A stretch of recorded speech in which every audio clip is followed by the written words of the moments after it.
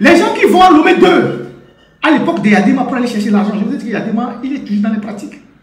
À Lomé 2, à l'époque, quand Yadema distribuait de l'argent, je suis convaincu que ça continue. Tout l'argent que Yadema donnait à ses opposants, il y avait deux sortes d'argent chez Yadema. Il y avait de l'argent qui n'est pas travaillé spirituellement, et il y a de l'argent qui est travaillé spirituellement.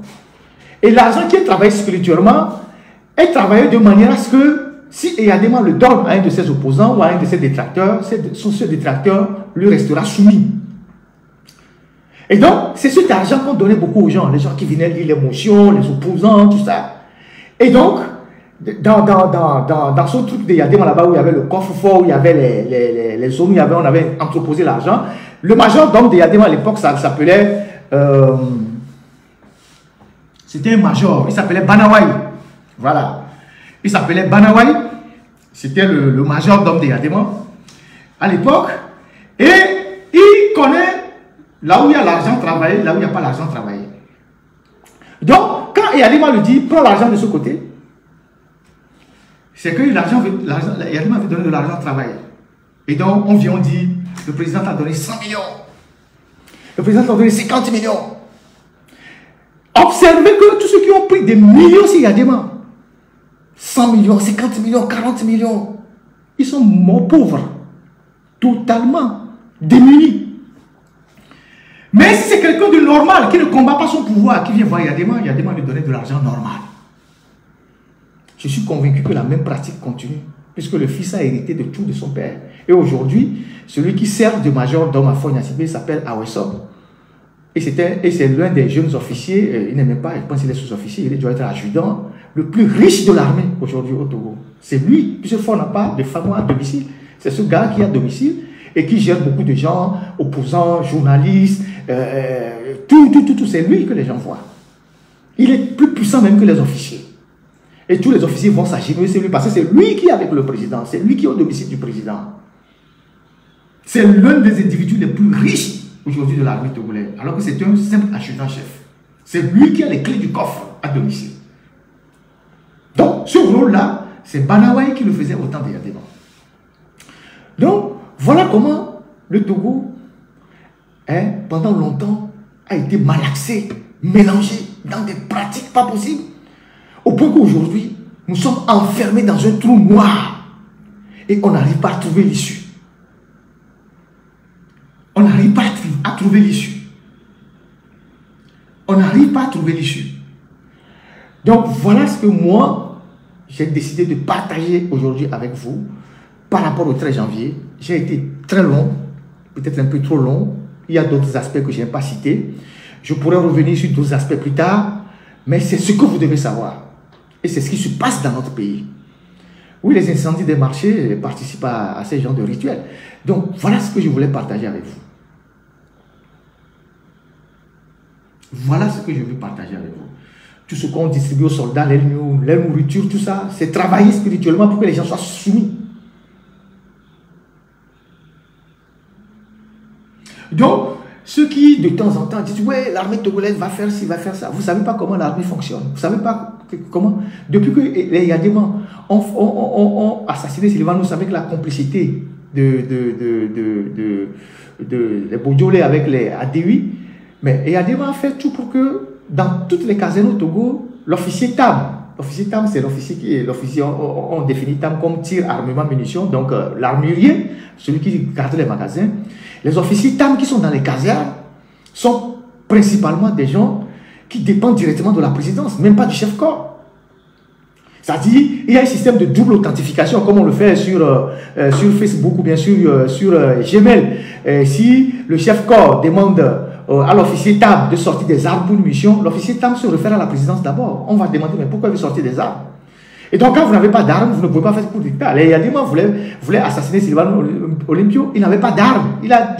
Ils ont dû composer avec les Bojolais et les Adewi pour avoir les armes pour aller opérer, alors que c'était des militaires revenus de la guerre d'Algérie. Donc, un militaire sans armes, il n'a que le tri. Donc, parfois, les gens ne savent même pas de quelle manière l'armée togolaise fonctionne. Après, les gens sont là, ah, l'armée togolaise est remplie de trouillards, les gens ne veulent rien faire. Quand vous n'avez pas une arme, qu'est-ce que vous pouvez faire? Tous ces magasins sont contrôlés par des gens, des fidèles, qui ne vont jamais sortir un fusil. faire un coup d'État ou bien renverser un régime, c'est que l'unité que vous pilotez a plus de moyens que l'unité que vous voulez abattre. Sinon, vous allez le faire massacrer. C'est une question de la logique de force et de rapport de force. Donc, voilà comment le Togo fonctionne. Donc, parfois, quand vous écoutez des gens, vous souriez et puis vous dites, bon, il y a beaucoup de gens qui sont naïfs. Voilà comment notre pays fonctionne. Et moi, j'ai voulu partager tout ça avec vous. Et à la fin, pour dire que tout l'argent, tous les milliards que le Togo engloutit dans les pratiques de maraboutage, dans les histoires comme ça, les rituels, tout ça, cet argent, ces moyens colossaux, on aurait pu les utiliser pour développer nos villes, construire des infrastructures, des hôpitaux, et équiper beaucoup de choses. On aurait pu donner des bourses aux étudiants, construire des universités modernes, créer des écoles d'excellence. Un tiers de l'argent au Togo rentre dans les pratiques kabbalistiques pour la conservation du pouvoir. Un tiers de l'argent au Togo. Je ne peux pas quantifier, mais un tiers au moins, ça rentre dans les pratiques de ce genre. Et un tiers, c'est énorme. Ça peut être peut-être par an, 100 milliards, 200 milliards, 300 milliards, 400 milliards. On va chercher les gens partout. Il y a des mal à faire jusqu'au soir de sa mort. Il y a des mal lorsqu'un an avant sa mort, quand on a décidé de l'opérer, il était parti à l'hôpital, on voulait l'opérer du cœur, il a refusé parce qu'il avait peur de l'opération. Quand il est rentré, il a invité certains préfets au Togo qui sont des préfectures stratégiques pour lui trouver des chèvres. Tu vois, tu me trouves 40 chèvres blanches, tu vois, tu me trouves 40 chèvres noires, tu vois, tu me trouves 40 chèvres aussi pour conjurer le sort. Le sort qui le guettait. C'est comme ça que ça s'est passé quand il est revenu de l'hôpital. Mais ça n'a pas empêché qu'un an après, il décède. Si les esprits sauvaient les gens, avec tout ce qu'ils ont fait, quand il est revenu de l'hôpital, il aurait pu se sauver. Donc ces choses ont une limite, à condition qu'on agisse. Ces choses ont une limite, à condition qu'on en prenne conscience. Et qu'on soit des gens vrais. Et qu'on décide de le combattre sérieusement. Pas avec des fous types. Pas avec des fous types. Donc, n'écoutez pas les marmailleurs. La seule chose que les Togolais doivent faire, c'est de s'organiser pour se battre pour leur liberté. Dieu nous a déjà créés. Il nous a donné toute l'intelligence, la force. Il nous a donné tous les moyens pour être libres. Aucun pasteur du Congo, de je ne sais quoi, aucun prophète du Gabon, de quoi ne viendra nous dire que non, calmez-vous, que lui a une prophétie, que Dieu va venir nous libérer, que lui-même il se libère d'abord. Que lui-même il règle ses propres problèmes d'abord. Il n'y a que nous-mêmes, en agissant, que nous serons libres. Donc voilà ce que moi je voulais partager avec vous, pour qu'aujourd'hui, à partir d'aujourd'hui, vous compreniez que ces choses-là se font dans notre pays. Il y a une minorité de Togolais qui le savent, il y a un groupuscule qui le sait, mais il est temps que la majorité des Togolais sachent que des choses comme ça se passent dans notre pays. Vous qui allez prendre la route qui part de le Togo pour aller vers Amoutié-V, les pavés qui sont derrière la clôture de la gendarmerie là, j'ai jeté un coup d'œil sur la hauteur de la colline. C'est là-bas que ça se fait. Et c'est là-bas que ça se fera cette nuit. Il y a d'autres endroits, je vous ai cités. C'est là-bas que ça va se faire. Et s'il y a des gens qui peuvent prier aujourd'hui à minuit, priez pour conjurer ça.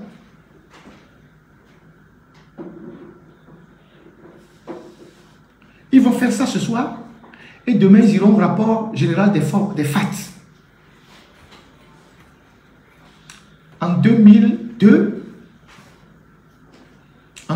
oui, je pense. Quand est-ce que Katanga a été arrêté? Le général Katanga a été arrêté en 2002. En 2022. En 2022. En 2022. Voilà. Si mes souvenirs sont bons, Katanga a été arrêté le 12 janvier 2022, avant cette cérémonie. Parce que les officiers qui assistaient à cette cérémonie, il en faisait partie. Les rares officiers qui assistaient, il était chef d'état-major pendant longtemps. Et il connaît ce qui se passe là-bas. Je ne sais pas s'il avait l'intention de perturber, mais par précaution, ils l'ont neutralisé avant de faire la nuit cette cérémonie-là. Et le lendemain, je pense que Faure est parti à Kara pour suivre le rapport général des forces armées, de l'état-major. C'est ça. Donc, voilà ce qui se passe dans notre pays. Voilà ce que moi, j'ai voulu partager avec vous aujourd'hui pour que chacun puisse le mettre en prière. Moi, il y a des choses que je ne devrais pas vous dire aujourd'hui. Je ne veux pas vous dire des choses qu'on a eu à faire dans ce pays pour conjurer ces genres de pratiques et le choc que nous-mêmes on a reçu. Mais sachez que c'est ce qui se passe dans notre pays. Et quand vous aimez vraiment le Togo, il faut véritablement qu'on se batte pour libérer ce pays de cette emprise démoniaque qui constitue une charpe de plomb sur notre pays et qui annihile le développement de tout un pays. Ce qui s'est passé en 1963, plus les événements qui ont suivi, ce n'est pas seulement des actes physiques, c'est beaucoup plus des actes spirituels qui ressemblent à un pays où on a pris une enveloppe noire, on a pris un voile noir pour couvrir le pays et que le pays depuis n'arrive pas à se relever. Et si véritablement les 300 églises, 300 000 églises qui se sont installées au Togo et qui sont des églises révélées, sont des gens sincères qui prient vraiment, nos prières devaient déjà aboutir à neutraliser ces genres de pratiques parce que l'obscurité ne peut jamais prendre le dessus sur la lumière. Je considère que Dieu est la lumière et les pratiques démoniaques que les gens font, c'est l'obscurité. Soit nos pasteurs ne sont pas efficaces, soit ils n'adorent pas le bon Dieu, soit c'est des faux. Donc que des gens ne viennent pas me blaguer avec des histoires. Voilà, chers amis, tout ce que j'ai voulu partager avec vous ce soir à la reprise de notre entretien dominical. Je vais m'en arrêter là. Je ne sais pas, je vais demander à Isidore s'il y a des questions. S'il y a des questions, je ne sais pas si moi-même j'en ai reçu. J'en ai reçu. Je vais voir.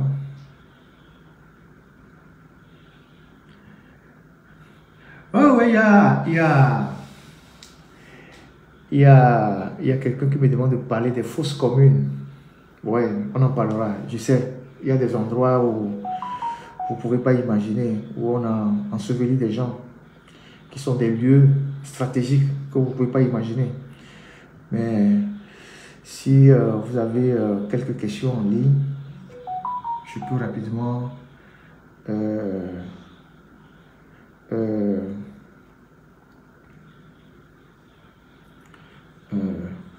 ouais. Les marchés de Lomé, pourquoi c'est en janvier qu'ils les ont brûlés? Référez-vous à tout ce que je viens de dire. Ah ouais? C'était pas un hôtel. Rappelez-vous, pourquoi c'est la nuit là que les marchés de Lomé de Caron brûlés? Rappelez-vous. C'est pas gratuit. Donc, voilà ce que j'ai voulu partager avec vous. Et soyez très vigilants. Protégez vos enfants. Restez très vigilants. Parce que plus le pouvoir sera secoué, plus ils vont avoir recours à ces pratiques-là. Et les gens qui vont solliciter les marabouts, tout ça, vont leur dire faites ci, faites ça, sacrifiez tel pour le pouvoir. Et donc vous vous retrouvez avec des gens qui sont égorgés dans les villages, des enfants qui disparaissent, des filles qui sont égorgées. Restez vigilants. Parce que l'année 2025, c'est une année qui va connaître des turbulences. Ils le savent. Ils le savent. Le peuple togolais est à un niveau de prise de conscience par le travail qui est fait par tout le monde. Il y a une prise de conscience aujourd'hui. il y a une colère qui est diffuse dans la population, qui monte. Même dans l'UNIR, il y a une colère qui est là. Parce qu'il y a beaucoup de gens qui ont été écartés dans ces histoires d'élections législatives, maintenant municipales, maintenant sénatoriales. Il y a beaucoup de gens qui sont aussi dans l'UNIR, qui se rendent compte que Faure a fait 20 ans sans résultat. Qu'ils ont passé 20 ans à servir la même personne. Qui ne les écoute pas, qui ne fait rien. Qui est dans la jouissance, qui ne fait que s'amuser. Donc il y a une colère qui monte. Et donc les gens sont en train de travailler pour conjurer cette colère-là. Les gens vont mettre en mouvement les marabouts pour anticiper tout ça. Tout ce qu'ils font généralement pour affaiblir spirituellement le peuple. Donc, ceux qui ont la force de prier, continuez pas à prier. Pour la délivrance de ce pays. Donc, l'année 2025 va être une année spéciale. Parce que faire Faure dans un mois, Faure boucle 20 ans de pouvoir. Et il s'en est servi pour rien du tout. Il n'en a rien fait avec. Et son objectif, c'est de rester au pouvoir, de mourir au pouvoir. Donc, il va décaler bientôt pour devenir président du Conseil. Il va nommer Pantin président de la République. Et il gardera l'entièreté des pouvoirs. À ne rien faire. Mais les gens sont fatigués. Le peuple est fatigué. Le peuple dit qu'il est fatigué. Aujourd'hui, les gens prennent de plus en plus la parole sur les réseaux sociaux pour dire on en a marre, on est fatigué. Tout ça va aboutir à quelque chose.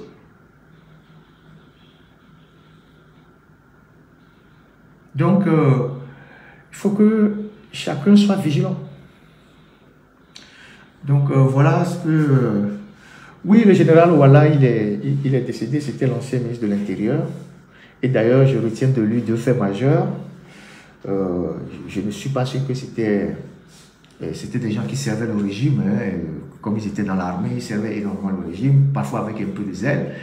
Je me rappelle, et je vais terminer par là, je me rappelle que c'est à son époque que nous, on était très turbulents sur le campus. Donc, il multipliait les communiqués, les sorties pour nous menacer à l'époque.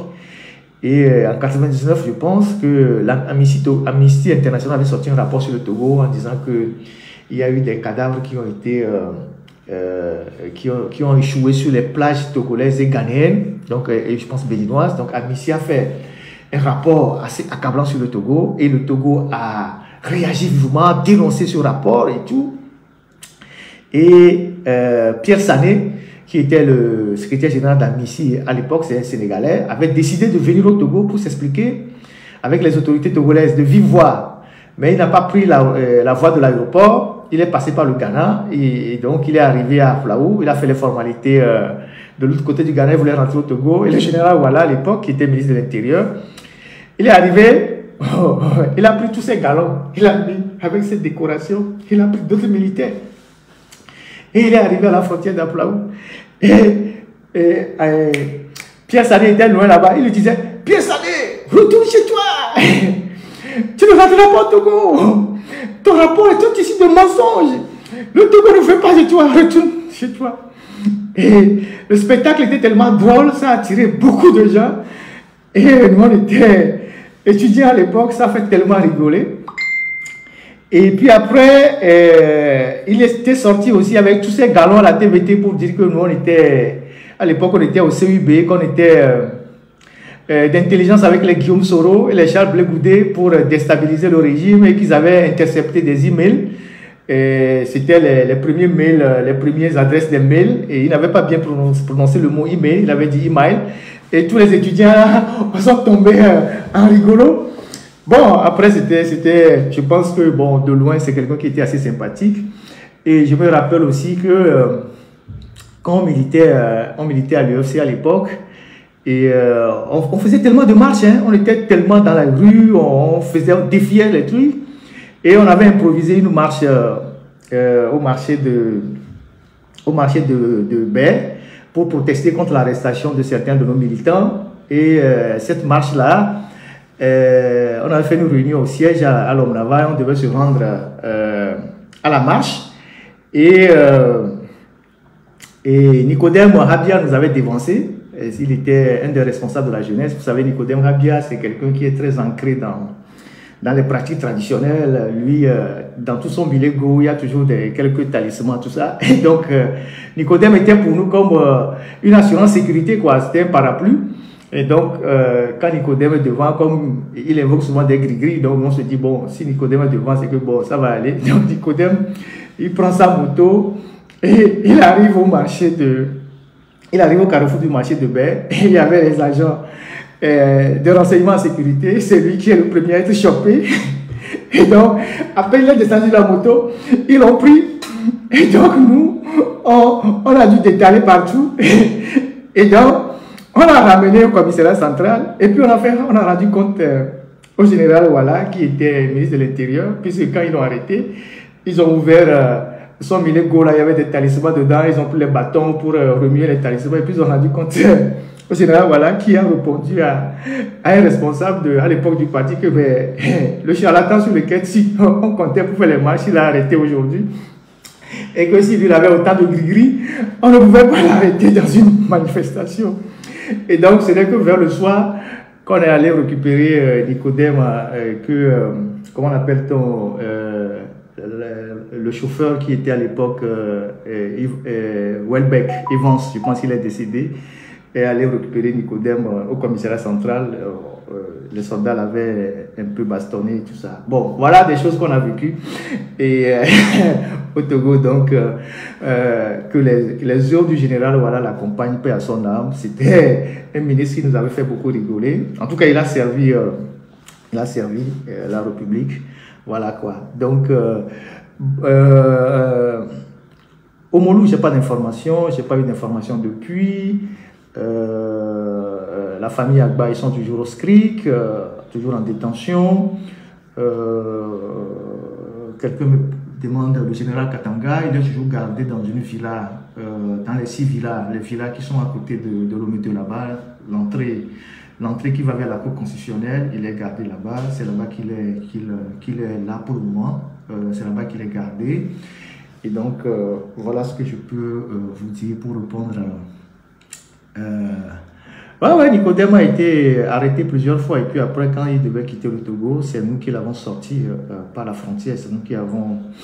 J'étais dans le commando qui a sorti Nicodème par la frontière une nuit, avec la pirogue et tout ça, avec à l'époque M. Maboudou qui est maintenant aux États-Unis, et Gilbert Atou, tout ça.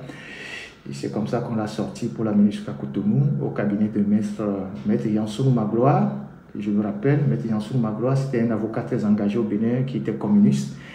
Et c'est là-bas qu'on a retrouvé les logos de Souvi. Et puis après, ils sont partis aux États-Unis. Voilà. Donc, on peut écrire tout un livre. Vous savez, on a vécu beaucoup de choses. Donc, voilà. Donc, merci à vous tous pour ce premier live de l'année. Et j'espère que ce que j'ai partagé avec vous aujourd'hui, chacun d'entre nous en a pris véritablement conscience. Et qu'on va y travailler. On va y travailler pour conjurer le mal qui ronge notre pays, les esprits qu'on invoque pour enfermer notre pays.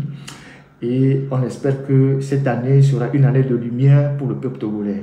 Le plus important, c'est que nous nous engageons dans la vérité. Nous nous engageons véritablement dans la vérité et dans la rigueur. On a beaucoup manqué de rigueur, on a manqué d'honnêteté, on a manqué d'intégrité. Ça a beaucoup nuit à la lutte. Et on a manqué beaucoup d'informations. Moi, je suis un journaliste. Et moi, toute information pour moi, a priori, est une bonne information. C'est comme les renseignements. Il n'y a pas d'information fausse a priori pour les services de renseignement. On prend l'information, on le fait passer par un filtre. Quand c'est une fausse information, on la laisse tomber. Et puis, on prend la vraie. Lorsque le président Hubert Maga avait alerté Sylvane Sonimpio qu'un coup d'État se préparait contre lui, et que les gens s'organisaient pour attenter à sa vie, s'il avait pris les mesures pour arrêter ces gens-là, le drame ne serait pas arrivé. Donc, il n'y a pas d'information a priori fausse pour un journaliste. Le journaliste, il prend l'information, il analyse, il voit la véracité de la fausseté, ce qui est faux, il le laisse de côté, et ce qui est vrai, il l'utilise pour travailler. Et donc, il faut que nous nous organisons comme ça et qu'on ait des bonnes informations.